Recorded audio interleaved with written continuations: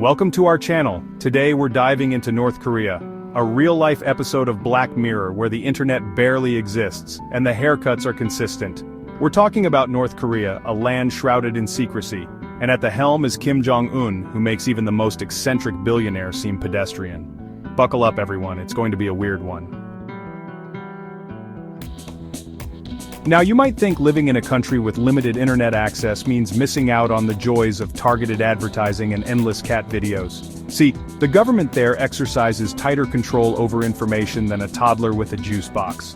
Forget Facebook or Twitter, accessing anything beyond the state-sanctioned intranet is about as likely as finding a vegan sausage roll at a Piers Morgan barbecue. This carefully curated media diet ensures that citizens only receive the information the government deems fit for consumption, which, unsurprisingly, paints a glowing picture of the regime and its policies. It's enough to make you long for the days of arguing with strangers about vaccines on Facebook. Speaking of mandatory things, in North Korea, dodging the draft is about as successful as trying to outrun a cheetah on roller skates. That's because both men and women are required to serve in the military, making it the country with the largest standing army in the world.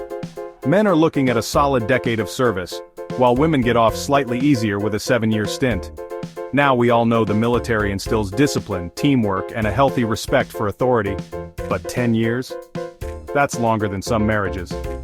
Let's be honest, it's hard not to feel a twinge of sympathy for those poor souls, forced to spend their youth marching in unison and singing patriotic anthems.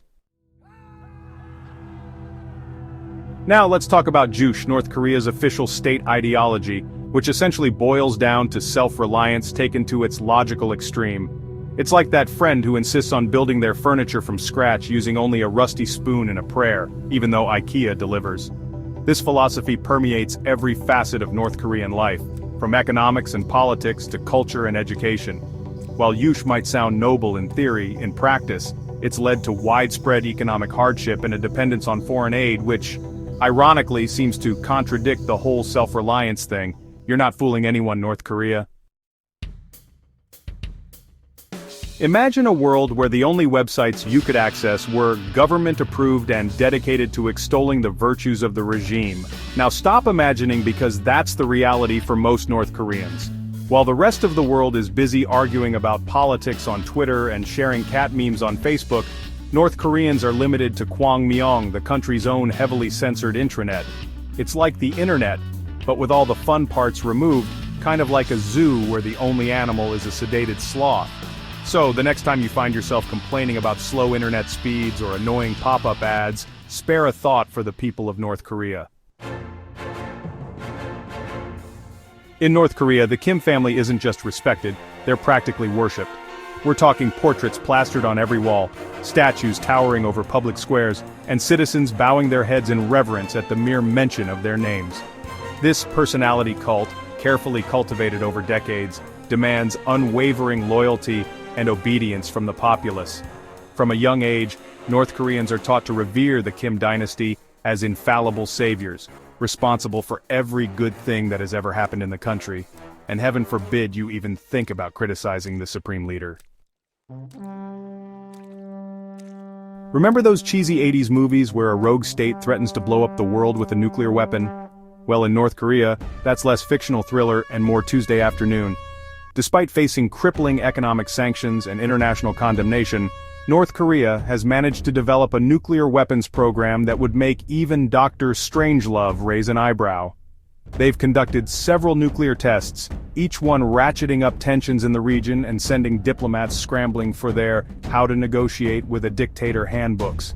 It's a situation that's both terrifying and absurd, like watching a toddler play with a hand grenade at a peace conference. The world watches with bated breath, hoping that cooler heads will prevail. We've talked about internet restrictions, military service, and nuclear ambitions. But if you think it can't get worse, buckle up, because it's time to address human rights abuses. Defectors document horrors like forced labor and public executions. The government denies these allegations, but first-hand accounts paint a grim picture. Remember the people of North Korea. Imagine a stadium filled with thousands of performers moving in perfect unison, creating intricate formations and dazzling displays of color and light. Now imagine that this spectacle is orchestrated by a totalitarian regime to promote its ideology and showcase its military might. Welcome to the Arang Mass Games, North Korea's answer to the Olympics. If the Olympics were designed by Leni Riefenstahl and scored by a marching band on loop, this massive gymnastics and artistic festival is a sight to behold with its sheer scale and precision. However, it's impossible to ignore the unsettling undercurrent of propaganda that permeates every aspect of the performance. You know that saying, if you build it, they will come? Someone forgot to tell that to North Korea when they built the Ryugyong Hotel, a 105-story monument to ambition and mismanagement. This pyramid-shaped behemoth has loomed over Pyongyang for decades, a reminder of the country's struggles. Construction began in 1987, but due to economic crises, the hotel remains unfinished and unoccupied. It's like a DIY project you never finished, except it's a $750 million concrete paperweight. The Ryugyong Hotel symbolizes North Korea's economic woes. Remember Juche, that whole self-reliance thing? Well, turns out it's not such a great economic model after all. Despite its abundant natural resources and hardworking population, North Korea's economy has struggled for decades, plagued by mismanagement, sanctions, and a crippling obsession with military spending. While its southern neighbor has become an economic powerhouse with gleaming cities and a thriving tech industry, North Korea remains mired in poverty, its people struggling to meet even their basic needs. The government blames outside forces for its economic woes, but the reality is that its own policies are largely to blame. The North Korean economy is a cautionary tale of what happens when ideology trumps pragmatism. Imagine a strip of land, just 2.5 miles wide, dividing two countries locked in a bitter standoff for over 70 years. On one side, gleaming watchtowers and heavily armed soldiers stand guard, their eyes fixed on the horizon. On the other side, an eerie silence hangs in the air, punctuated only by the distant sound of propaganda broadcasts.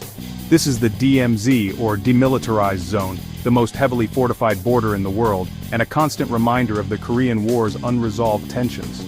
Despite its ominous name, the DMZ has become an unlikely tourist destination, with visitors from both sides and beyond flocking to catch a glimpse of this geopolitical anomaly. Ever feel like you're living in a different time zone? Well, spare a thought for North Koreans who literally do. They use the Juche Calendar starting from Kim Il-sung's birth. Imagine calling this year 112 after Beyoncé. Brush up on Juche Calendar conversions if you visit. It's a prime example of North Korea's control over its citizens. For most of us, international travel is as easy as booking a flight, packing a suitcase, and remembering to water the plants. But for the citizens of North Korea, leaving the country is about as likely as spotting a unicorn riding a roller coaster while eating a cheeseburger. The government imposes strict travel restrictions on its citizens, making it nearly impossible for them to leave, even for work or family visits. Those who do manage to get permission to travel abroad are often subject to intense scrutiny and monitoring, both before and after their trip.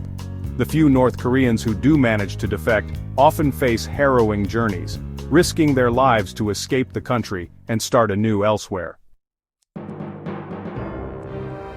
Imagine a world where every billboard extols the virtues of the regime, every news broadcast is a carefully crafted narrative of national triumph, and giant loudspeakers blast propaganda across the border day and night.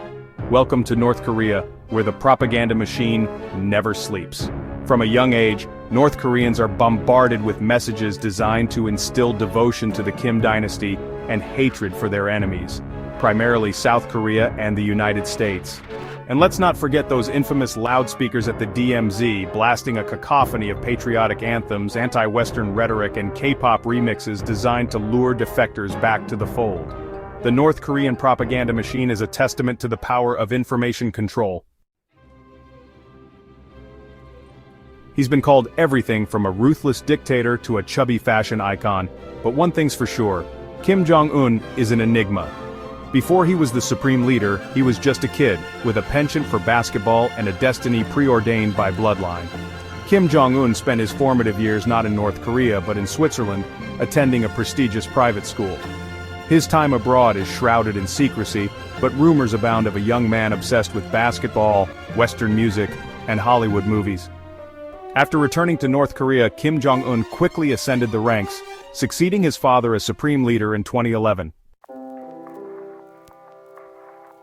So there you have it, 15 shocking facts about North Korea and Kim Jong-un. It's a land of contradictions, where ancient traditions coexist with futuristic ambitions and breathtaking beauty conceals a dark underbelly of repression. It's a country that both fascinates and terrifies, challenging our preconceived notions. Thanks for watching. Don't forget to like, comment, and subscribe for more intriguing content. See you next time.